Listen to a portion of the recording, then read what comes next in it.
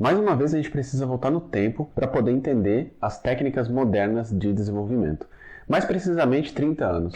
Então, lá em 1987, uma cientista da computação chamada Barbara Liskov apresentava um keynote em uma conferência sobre subtipagem forte de comportamento. Esse princípio que ela apresentou lá em 1987, se tornou depois o que hoje é conhecido como o princípio da substituição de Liskov, que é o terceiro princípio do SOLID.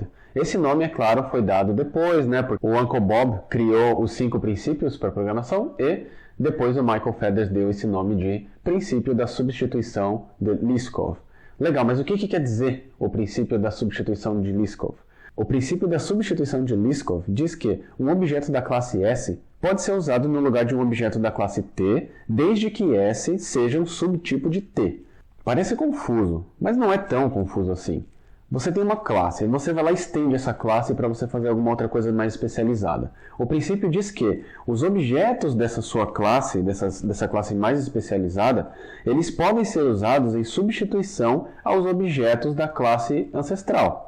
Então, você não pode quebrar o comportamento da classe ancestral dentro da sua nova classe especializada. Então, você tem que manter o comportamento ali funcionando direitinho.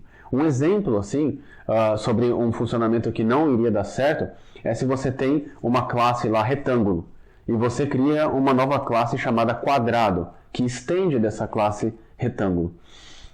Você não conseguiria manter o comportamento adequado nessa classe chamada quadrado, porque na classe retângulo você teria que ter uma opção para poder definir a altura e outra para poder definir a largura, porque no retângulo você tem altura e largura de tamanhos diferentes. Enquanto em um quadrado, se você definiu a altura já é a largura, porque eles têm que ser exatamente a mesma coisa. Então isso quebraria o comportamento da classe ancestral. Por isso que você não pode quebrar esse comportamento, porque assim você quebra o princípio da substituição de Liskov. Um outro exemplo que dá para pensar quando se fala mais de software comercial é, por exemplo, uma classe especializada chamada, de repente, cliente especial ou cliente plus, alguma coisa assim. Você teria lá a sua classe de cliente normal, que é aquele cliente que não recebe, de repente, benefícios nas compras e tudo mais, e você tem aquele cliente que é o cliente especial, que recebe algum tipo de benefício.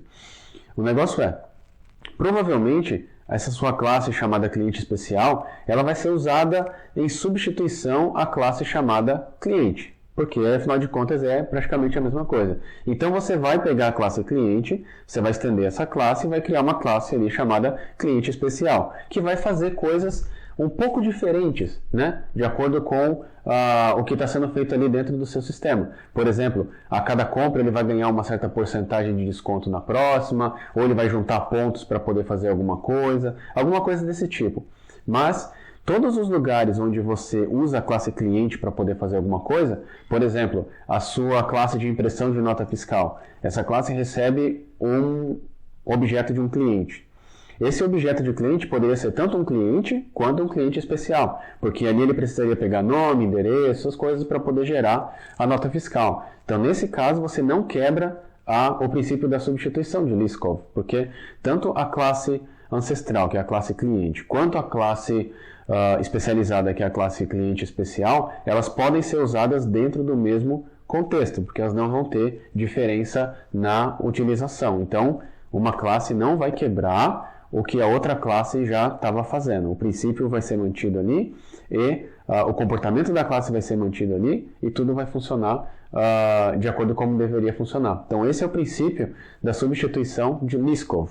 Uma subclasse não pode quebrar o comportamento de uma classe ancestral e os objetos dessa subclasse podem ser usados no lugar dos objetos da classe ancestral. E isso não pode quebrar.